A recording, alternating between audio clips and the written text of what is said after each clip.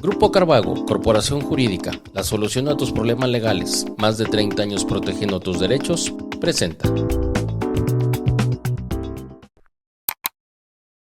Una sala especializada en materia civil es un órgano del Poder Judicial, técnicamente como un juzgado, ¿sí? Pertenecen al Poder Judicial, simplemente aquí es de un órgano superior, hablando de la manera jurisdiccional. Y el grueso de expedientes, de tocas que se conocen en esa sala son por el recurso de apelación. Sabemos que el recurso de apelación es medio de impugnación a través de la cual las partes o terceros combaten a una resolución judicial, pero siempre y cuando esta resolución judicial, para que conozca la sala, pues debe ser de carácter definitivo. El secretario relator, en este caso, en una sala en materia civil, es el encargado del estudio y cuenta de los asuntos que le designen. Estudio y cuenta simplemente es cuando te entregan el expediente, analizarlo y exponérselo al magistrado.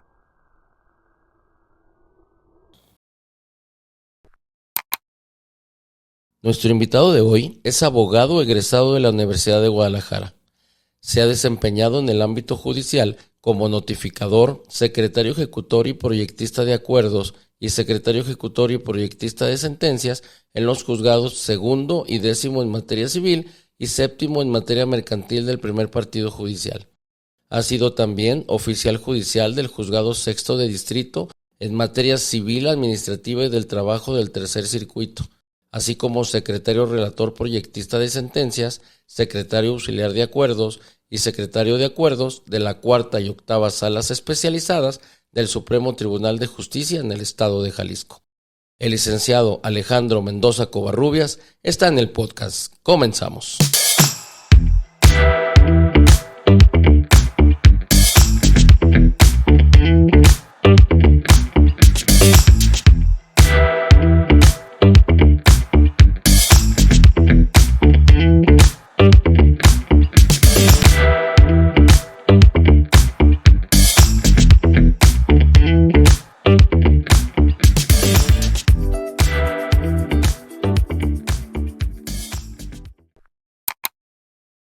Licenciado Alejandro Mendoza, bienvenido al canal. Muchas gracias, Humberto.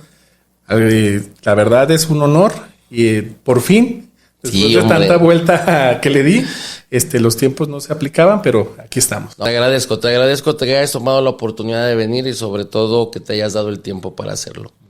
Pues vamos a empezar esta plática. Licenciado, quisiera preguntarle, ¿qué es una sala especializada en materia civil? Una sala especializada en materia civil es un órgano del Poder Judicial, técnicamente como un juzgado, ¿sí? Pertenecen al Poder Judicial, simplemente aquí es de un órgano superior, hablando de la manera jurisdiccional. Entonces es un órgano del Poder Judicial que se encarga de dirimir, de resolver los recursos de apelación en primer grado, pero también hay circunstancias como unos juicios de responsabilidad, también hay recursos de queja, también hay incompetencias que son parte de sus atribuciones que se encarga de resolver una sala. ¿Quién preside una sala especializada en materia civil? Mira, la conforman 3 magistrados, de los cuales se designa anualmente a un magistrado presidente, quien va a ser quien administrativamente va a regular todo el manejo de la sala, ¿sí? Esto no conlleva a que va a influir en lo jurisdiccional en las otras 2 ponencias, pero sí administrativamente va a llevar la batuta, va a llevar el control administrativo de la Secretaría de Acuerdos para que esta sala siga funcionando. Entonces, son 3 magistrados los que conforman una sala y el presidente es quien va a representar anualmente la sala y van a rotarse en el pleno. Cuando inicia el año, por lo regular es cuando ellos deciden quién va a presidir cada una de las salas. Además de los magistrados, ¿qué otros funcionarios conforman la sala y qué funciones específicas tienen? Ok. Por ponencia, que así se le denomina al equipo de trabajo personalizado de cada magistrado, Cada ponencia, de manera general te lo diré, porque hay adecuaciones que se van dando durante el año. Por lo regular son 3 relatores, secretarios relatores. Cada secretario relator tiene su auxiliar. Y el magistrado, por lo regular, tiene su secretaria particular y otros 2 auxiliares. Estamos contando al parecer como unos 9 integrantes de cada sala. Esto es de manera general, porque durante el año y por carga laboral, el Pleno del Supremo Tribunal de Justicia del Estado regularmente hace unas ampliaciones donde les concede a cada ponencia que designen relatores por honorarios, ¿sí? Y también así sus auxiliares. Entonces puede variar que de 3 secretarios relatores genéricos, si me permite la expresión, se pueda nombrar a algún otro por numerarios o inclusive 2, dependiendo la carga laboral de que cada sala la tenga. Eso es por ponencia. Y como te comentaba en la anterior pregunta, también hay una Secretaría de Acuerdos. En la Secretaría de Acuerdos está compuesta por el secretario de Acuerdos, el secretario auxiliar de Acuerdos, que también tienen sus respectivos auxiliares en la administración de la justicia, 3 notificadores, un encargado de la captura del boletín, especializado en esa área, y así los auxiliares judiciales que se encarguen del resguardo de documentos, el que se encargue del resguardo de los expedientes, el que se encargue de recibir las promociones, ¿sí? Que ellos ya, cada sala lo puede distribuir de la manera que más le convenga, pero es en general todos los que conforman o si una sala en materia civil. ¿Cada ponencia cuenta con todo ese personal que ahorita nos comenta? Sí, la ponencia en lo particular, cada una sí debe tener alrededor, son mínimo 9 integrantes, ¿sí? Partiendo de sus secretarios relatores y con sus auxiliares pertinentes. Y sí, como acabas de decirlo, son independientes, independientemente que la resolución de las sentencias pues sea por mayoría. ¿Sí? Por mayoría son los 3 magistrados que entran a sesionar cada uno de los asuntos, ¿sí? Cada uno encargado de sus asuntos particular, pero con la obligación de sesionarlo, de exponerlo al pleno, porque lo firman los 3 magistrados para que tenga validez esa sentencia, y esta puede ser firmada o avalada por unanimidad o por mayoría de votos. Es decir, 2 a favor, y si alguno es en contra, no necesariamente, pues puedes poner su voto particular porque no está de acuerdo con el proyecto, o puede ser un voto concurrente, ¿sí? De que está de acuerdo con el resultado, pero no con la forma en que se lleva a cabo. Entonces es la manera en que se resuelve. Esto independientemente de todo el personal administrativo que termina de conformar la sala, ¿verdad? Sí, digo, el personal administrativo sí se distribuye acorde a las necesidades que cada ponencia le crea conveniente. Yo de manera general te puedo decir que un relator necesita un auxiliar, pero posiblemente tenga 2 auxiliares, ¿no? O distribuido hasta 3 inclusive, ¿no? Dependiendo el manejo administrativo que cada ponencia le otorgue, ahora sí que, o distribuya a su personal. Pero en general, pues se supone es tu relator, su auxiliar, para poder, ahora sí que trabajar de manera ordenada. En el caso particular suyo, licenciado, actualmente usted cuenta con un cargo de secretario relator. Sí. ¿Qué es un secretario relator? ¿Cuáles son las funciones de un secretario relator? Bueno, el secretario relator, en este caso, en una sala en materia civil, es el encargado del estudio y cuenta de los asuntos que le designen, ¿sí? Nosotros, con la amplia estructura y manejo de jurisdiccional y experiencia que hemos forjado, somos los encargados de recibir el TOCA junto con el expediente de origen para resolver el recurso, la incompetencia o el juicio que nos turne. Tenemos la obligación de estudiarlo, de exponerlo ante nuestro titular, ante nuestro magistrado titular, para que en su momento él lo exponga ante el colegiado, ante los otros 2 magistrados, y una vez aprobado el proyecto, tenemos la obligación de elaborarlo. turno que exponemos nosotros no varía dependiendo de la sala donde trabajes. Hay unas salas donde la cuenta que hace el secretario es solamente con su magistrado, ¿sí?, del estudio del mismo proyecto, y otras salas que además de que dan la cuenta con su magistrado, es el relator que pasa al colegiado, que así se le puede dominar cuando están los tres magistrados deliberando de cada proyecto, y pasa el relator a exponer, ¿sí? Da una explicación detallada de qué se trata el procedimiento, cuál es la materia por la cual se está en el tribunal de alzada. Insisto, puede ser un recurso de apelación, puede ser un trámite de incompetencia, puede ser una recusación, puede ser un juicio de responsabilidad. Entonces, puede ser un recurso de queja. Damos cuenta de que se está impugnando y damos la pauta a que se delibere cómo se va a concluir. Y somos los encargados de materializarlo. De ahora sí que físicamente realizar el proyecto de la sentencia. Licenciado, en el ambiente jurídico se suelen utilizar muchos términos que para la gente que no es abogado, evidentemente se les hace un poco complejo el entendimiento. En este caso, ¿tendría usted la oportunidad de decirnos en palabras más simples a qué se refiere cuando habla de estudio y cuenta? Sí, estudio y cuenta simplemente es cuando te entregan el expediente, analizarlo y exponérselo al magistrado, ¿sí?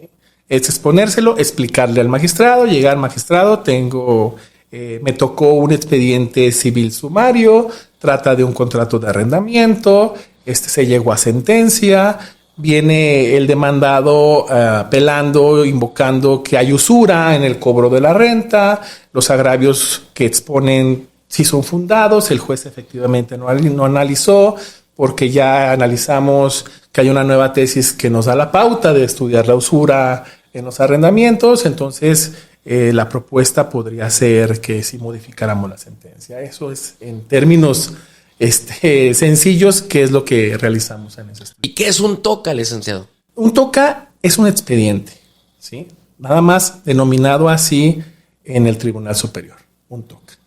Y si me permites, hace tiempo entre amigos platicando, porque nos preguntaban gente que no era del Poder Judicial, ¿y por qué toca? Porque te toca. Y si lo ves de esa manera tan sencilla, te toca y te toca. ¿Será verdad? ¿Será mentira? Pero yo creo que es una manera muy sencilla de darle esa denominación, pero es un expediente. Es un expediente tal cual, pero el nombre es TOCA. ¿Qué experiencia laboral se requiere para ser un secretario relator? Bueno, Humberto, la experiencia laboral no implica años, creo yo implica práctica, ¿sí? Lo ideal para poder ser un secretario relator, desde mi punto de vista particular, obvio, y sin afán de agravar a nadie que no haya dado ese preámbulo para poder llegar, porque también es válido, es que hayas tenido experiencia en primera instancia, ¿sí? Si lo vemos de un término muy sencillo de la construcción de un edificio, en primera instancia, pues ponemos los cimientos, vamos poniendo un piso, vamos amueblando el piso, vamos poniendo el segundo piso, concluimos. Y en segunda instancia, nos lo revisan para ver si efectivamente lo hicimos de manera correcta. Entonces, para mí, yo que inicié desde notificador en el 2000, después secretario ejecutor, pues sí fue una base fundamental para poder llegar a la secretaría, la relatoría, y ya con el cimiento de poder analizar y poder entender todas las etapas de un procedimiento, pues creo que sería lo ideal. Insisto, habrá quien no tuvo esa necesidad o esa pericia, pero que independientemente de ello tenga la capacidad de analizar el edificio desde arriba y pueda ejercer una función extraordinaria de relatoría. O sea, yo no lo limito, ni lo critico, ni lo antepongo. Digo sobre mi experiencia, para mí sería ideal en lo que a mí me corresponde iniciar desde abajo. Pero quien inició directamente a relatoría es porque tiene la capacidad de analizar todo el procedimiento sin necesidad de haber estado en ejercicio de esa primera instancia. Y hablando de requisitos, licenciado, ¿qué requisitos se requieren para llegar a ser un secretario relator? Pues la experiencia nos dice la Ley Orgánica del Poder Judicial, sin afán de equivocarme en algunos puntos, podría ser desde experiencia mínimo de 5 años de inscripción de tu cédula y la mayoría de edad más de 28 años, ¿sí? Porque te da un preámbulo de por lo menos la experiencia. Y ahora sí que ahí no, a diferencia de primera instancia, pues no nos exigen algún examen de conocimiento, ¿sí? Porque en primera instancia para ser secretario ejecutor o secretario conciliador, sí, la Ley Orgánica del Poder Judicial del Estado de Jalisco, sí exige el cumplimiento de ciertos exámenes, tanto psicológicos como de conocimiento. Acá en segunda instancia no nos exigen esos exámenes, simplemente cumplir con el registro de la cédula por más de 5 años, mayor de 28 años, y pues ahora sí que la capacidad lo va a dar o lo va a decidir el magistrado que te nombre y haga la propuesta para que entres al Poder Judicial. De los asuntos que se manejan en una sala especializada, ahorita ya nos hizo una narrativa de qué tipos de asuntos son los que habitualmente conoce una sala. Sin embargo, quisiera preguntarle, en porcentaje, ¿qué es lo que más habitualmente conoce una sala? En porcentaje, una sala en materia civil, bueno, partiendo de que conocemos 3 materias: civil, familiar y mercantil. ¿Sí? Y el grueso de expedientes, de tocas que se conocen en esa sala son por el recurso de apelación. Sabemos que el recurso de apelación es medio de impugnación a través de la cual las partes o terceros combaten en una resolución judicial, pero siempre y cuando esta resolución judicial, para que conozca la sala, pues debe ser de carácter definitivo. Sería una sala que ponga una resolución que ponga fin al procedimiento o determine una situación que ya no pueda ser reparable en sentencia. Entonces, ese es el grueso del conocimiento en las salas, los recursos de apelación. Un recurso de apelación debe de interponerse ante el juez natural o el juez de origen, que no es otro más que el que conoce de primera mano o de primera instancia un juicio. Ese recurso de apelación, una vez interpuesto y admitido, lo remite directamente para que la sala correspondiente conozca y resuelva de él. ¿Estamos de acuerdo? Es un poquito menos complejo o más complejo. Cuando el juez, como bien lo dijiste, cualquier recurso que se interponga en un órgano jurisdiccional, quien primero tiene que tener el conocimiento es el juez que dictó la resolución. Hablando en recursos que regula el Código Civil, ¿sí? Y también el Código de Comercio. En este caso, el recurso de apelación sí lo conoce el juez, provee su admisión o su inadmisión, y una vez que lo admite, lo turna al Tribunal Superior. No es directamente a la sala, sino es a la Secretaría General de Acuerdos, que es un órgano administrador de todo el tribunal, quien va a recibirlo y por un turno, creo, espero no equivocarme, es un turno ya electrónico, ¿sí? Lo dirime a la sala por materia que corresponda. Entonces, una vez que lo recibe del juzgado, el secretario de acuerdos lo registra y lo turna a la sala correspondiente. Ya la sala que le corresponde es el que le designa el número de toca que va a tener siempre ese recurso. Recuerdas que el número de toca es como si fuera un número de expediente, que es el número cronológico como se va presentando junto al año en el que inicia el procedimiento. 1 del 2024, 2 del 2024 y así sucesivamente. Entonces, sí es como dices, pero previo a que la sala lo conozca, se hace un registro general en la Secretaría General. Y una vez que ya llegó a la sala respectiva ese toca, ¿cuál sería la ruta que debe de seguir ese toca hasta llegar el momento en que se pronuncie la sentencia? Materialmente, llega en físico, se registra, se designa el número, ¿sí? Y pasa al secretario que lo va a analizar para su admisión o su inadmisión.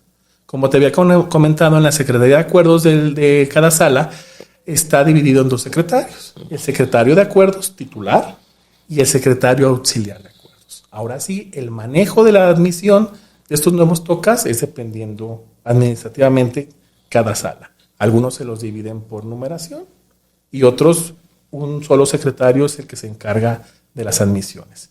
Llega el secretario, se hace el estudio, da su cuenta sobre el magistrado presidente, quien va a administrar y va a dirigir la Secretaría de Acuerdos, y se dicta la resolución de admisión o inadmisión del toca. Una vez, dependiendo la materia, es qué sigue en esa admisión, ¿sí? Si lo vemos de manera general, si me permites, en materia civil puede darse una vista a la gente de la Procuraduría Social en caso de que estén inmiscuidos derechos de menores, de adultos mayores, de personas con una discapacidad o con una diversidad funcional, mental o física. Entonces se da intervención por ley para que la agente social precisamente comparezca y se haga presente para velar y cuidar los derechos de estas personas. Una vez la vista, en una apelación normal, si lo podemos llamar así, se turnaría entonces a la ponencia pertinente para que haga la resolución correspondiente. En materia familiar, aparte de ese agente social, por cuestiones de menores, tenemos a la Procuraduría de Protección de Niñas, Niños y Adolescentes, que también tendrá intervención. En materia mercantil, como no está regulado esta intervención por el agente social, se aboca al conocimiento, se le da vista a la parte y se turna a la ponencia para el dictado de la sentencia. ¿Cuánto tiempo en promedio tarda un asunto en la sala para resolverse, es decir, para que esté dictada ya una sentencia? Mira, Humberto, yo creo que sí es muy variado. Sí es muy variado, pero en promedio no debería ser más de 3 meses. Sí. Variado, ¿por qué? Por el trámite administrativo que pueda darse, ¿no? Como te comentaba, aquellos que tengan un trámite especial, si necesitas el desahogo de alguna audiencia que fuera ofrecida en segunda instancia, si necesitas darle vista al agente social, o si necesitas el recabar alguna prueba que también se haya solicitado en segunda instancia, podría tardar un poco más. Pero por regular se turna, esperar que la vista la dé el agente social, podría ser inclusive de 1.5 meses o 2 meses. 3 meses yo creo que es un término normal, pero podría alargarse hasta 6, de 1 año. ¿En qué? En los casos especiales, que no se haya admitido una prueba o que no se haya admitido la propia apelación, la parte lo haya impugnado, y no sé, puede variar. Pero yo considero que entre 3 meses sería el término prudente para resolverse. ¿Cómo se clasifican y se asignan los asuntos a cada ponencia? ¿Hay una regla? No, es discrecional, ¿sí? Yo estuve anteriormente en la 8ª sala y por implementación de un programa muy eficaz por el magistrado Preciado, se hizo una administración electrónica de todos los expedientes que se turnaban en esa sala. Y el turno sí lo hace de manera muy discrecional el presidente de la sala, quien lleva la batuta en esa administración de designar los asuntos que va a resolver cada ponencia. Me ha tocado en 10 años que he estado en el tribunal que lo hacen de manera distribuyen de manera equitativa, ¿sí? Juicios ordinarios, juicios sumarios, apelaciones definitivas, sobre sentencias definitivas, sobre sentencias interlocutorias, incompetencias y así sucesivamente. Pero es discrecional el presidente de la sala es quien tiene la batuta para distribuir los tocas a cada ponencia que van a resolver. En estos tiempos que la tecnología ha estado entrando en tantas dependencias públicas, ¿la sala tiene alguna implementación tecnológica para tratar de disminuir, acelerar o hacer las cosas más ágiles, más prácticas? Fíjate que sí. Ahora con el presidente Licón, que ya está por terminar su participación en la presidencia, se ha implementado mucha tecnología, inclusive hablando hasta de inteligencia artificial, que durante todo este año hemos estado afortunadamente bombardeados de ese tipo de tema, y él implementó y ha abogado mucho por lo tecnológico, desde también las apelaciones en línea, que pues prácticamente deberían estar ya en un auge y todavía estamos en ese preámbulo de que ya inició, pero todavía no se escuchan, pero ya inició. Entonces, sí, tecnológicamente nos proporcionó tanto a las salas como a los relatores medios para poder agilizar el trabajo. Por ahí nos dieron autorización a una inteligencia artificial para el apoyo desde conceptos, desde jurisprudencias, desde tesis, desde doctrinas, desde otras sentencias internacionales, para poder nosotros sustentar nuestras resoluciones. Nos apoyó inclusive con material, ¿no? Una laptop que nos proporcionó, que también es parte de la tecnología para agilizar nuestro trabajo, de que pues, nos podíamos llevar y para trabajar en casa o donde estuviéramos. Entonces, sí se ha implementado, creo que sí falta más, y más nosotros mismos, los que estábamos previo a esta tecnología, pues empecemos a adaptarnos y aprovecharla, porque no la aprovechamos. Posiblemente te recuerdas antes cómo estudiábamos el use, lo que era tener el use o irnos a las recopilaciones. Las compilaciones De la Suprema Corte, analizarlas y buscar las tesis. Y era muy sencillo, nosotros tenemos internet, pues nos metemos directamente a la página de la Suprema Corte y buscamos nuestra tesis. ¿Usted en lo personal usa algún mecanismo tecnológico para apresurar la revisión y la cuenta que tiene que dar de sus tocas asignados? Pues sí me tocó utilizar inclusive a ChatGPT. No sé si has escuchado de esa aplicación, para poder reducir o encontrar una forma más simple de realizar una sentencia de lectura rápida. Sí, por ahí nos tocó resolver una sentencia donde había controversia con una persona con una diversidad funcional, mental y física, donde pues nuestro Código Civil lo regula como una persona con discapacidad, y este procedimiento pues diferentes resoluciones de la primera sala pues ya nos declaró inconstitucional este trámite en Jalisco. Entonces por ahí utilizamos ese mecanismo de ChatGPT para poder darle un análisis a la sentencia que se había realizado por la sala, y poder reducir y dejar de una manera muy clara o mejor concisa una sentencia de lectura rápida. Entonces sí lo he utilizado. Utilicé el ChatGPT y quedó constancia de que se utilizó ese auxiliar en la justicia para poder resolver. ¿Cuántos asuntos en promedio le turnan para resolver? Actualmente ha bajado el trabajo, valga la expresión. Por semana llegan a turnar 3, 4 asuntos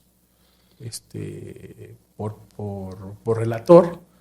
Digo, y a veces se reduce dependiendo si en ese momento tenemos autorizado o la ponencia tiene autorizada algún cuarto relator por honorarios. Pues nos tocan 2, 3 asuntos, ¿no? Y te digo actualmente porque me tocó ingresar en el 2014 cuando teníamos las revisiones de oficio en materia familiar. Si recuerdas que antes la sentencia dictada en materia familiar definitiva, en divorcio, tratándose de divorcio, que se declaraba disuelto el vínculo matrimonial, la ley exigía una revisión oficiosa. Entonces, me tocó turnos de 7, 8 tocas por semana. Si en este momento estamos hablando de 3, 4 asuntos por semana, eso significa que tiene turnados 16 asuntos mensuales en promedio. ¿En qué momento tienes que resolverlos? ¿Tienes un plazo? Sí, el plazo indiscutiblemente es el legal. Sería descabellado no poderlo resolver en el término que tenemos, ¿no? En materia civil tenemos 30 días hábiles para resolver una apelación en contra de una sentencia. En materia mercantil tenemos 20 días y este término se amplía en materia mercantil en contra de una sentencia definitiva cuando hay más de 6, creo que son más de 6 apelaciones preventivas, se amplía 10 días más a ese término. Entonces, pues tenemos 30 días para terminarlo.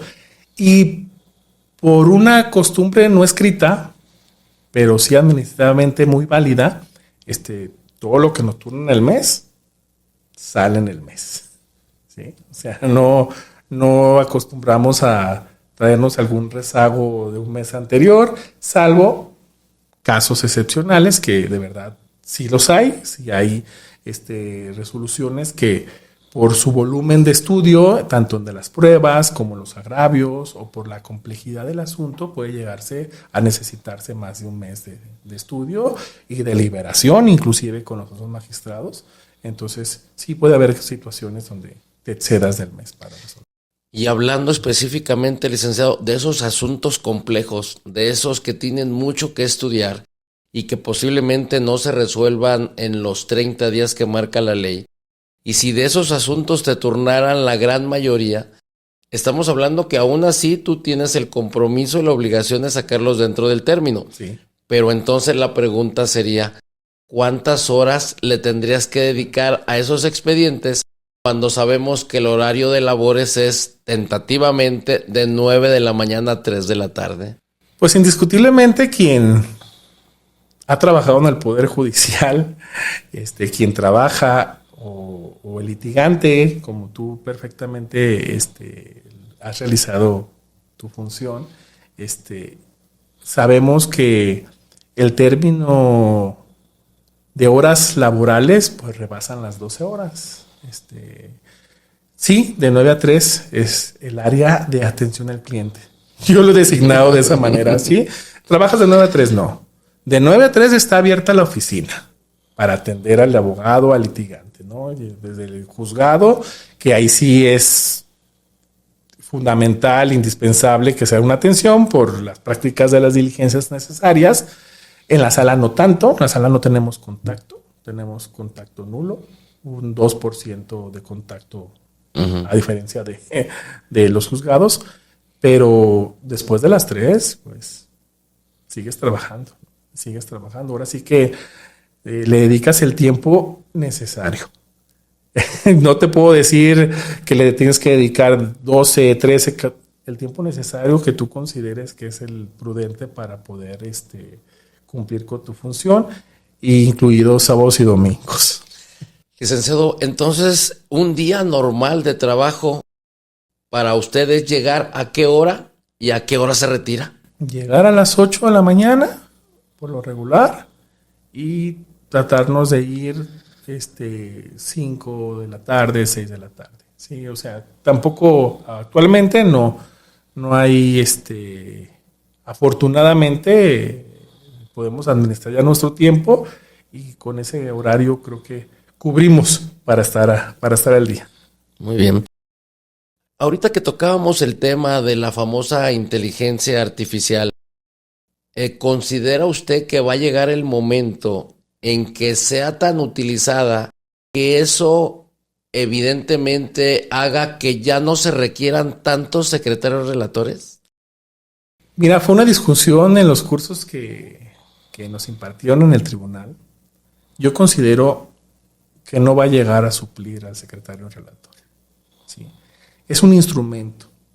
Y si lo empezamos a emplear y lo sabemos manejar, va a ser un instrumento facilitador.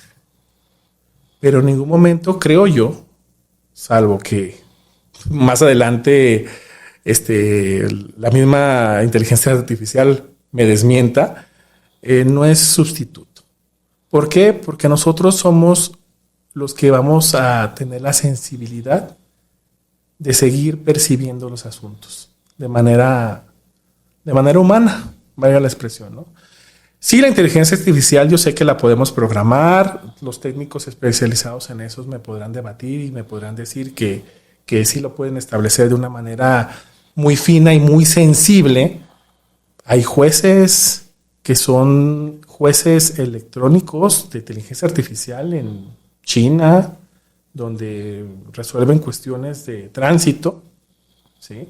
Donde ellos ya les vaciaron toda la información necesaria y todos los supuestos necesarios para poder resolver algún conflicto.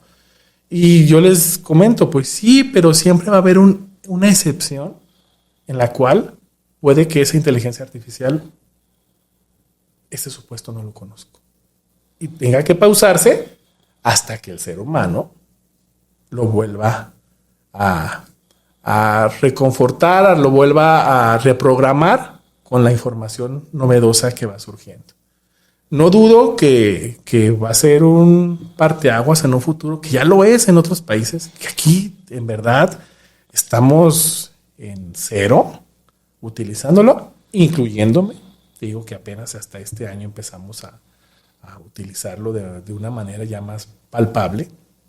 Pero insisto, desde mi punto de vista va a ser un facilitador y si nos acostumbramos a utilizarlo va a ser un muy buen facilitador de buscar doctrina, de buscar comparativas de otras sentencias, de buscar jurisprudencias, de buscar inclusive internacionalmente algunos otros puntos de vista que ya estén, pero que estén primero o en una red internacional o en la red que maneje nuestra inteligencia artificial. Entonces, esa red, ¿quién lo sube? Esa información, ¿qué tan veredicta va a ser? ¿Sí? ¿De dónde se toma? ChatGPT se encarga de vaciar su información, pero Bing, de Microsoft, lo toma de internet. Uh-huh. ¿Sí? Y te da los puntos para que tú lo verifiques. Entonces, ¿quién lo tiene que verificar? Nosotros. Entonces, yo abogo todavía en que sí va a ser un facilitador, va a ser una herramienta eficaz, si lo sabemos emplear, pero los tenemos que emplear nosotros. Entonces, no va a sustituir al secretario relator, le va a facilitar el trabajo. Muy bien, licenciado. ¿Algo más que quiera agregar, licenciado? ¿Algo más que nos quiera comentar? No, pues, licenciado Humberto, primero agradecerte la atención. De verdad, fue muy, muy grato venir, el poder conversar contigo, el que des la oportunidad en que podamos transmitirle al estudiante, al abogado, al ciudadano, un poquito del conocimiento de qué es el tribunal.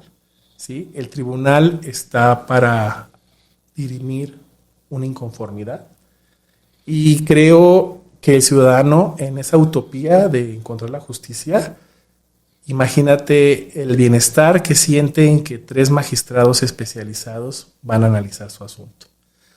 Quisiera cerrar platicándote una anécdota, precisamente cuando yo estaba de relator en la 8ª sala, la ventana que daba hacia el pasillo, estaba una señora de la tercera edad, triste, no supe por cuál era su tristeza, pero obvio era su tristeza por la resolución que había recibido en primera instancia, y escuché al abogado consolándola, diciéndole algo que se me quedó muy grabado. Dice, no se preocupe señora, aquí hay 3 magistrados que le van a dar la razón. Entonces, qué bonito, ¿no? Con esa expresión tan sencilla, eso es el Supremo Tribunal de Justicia.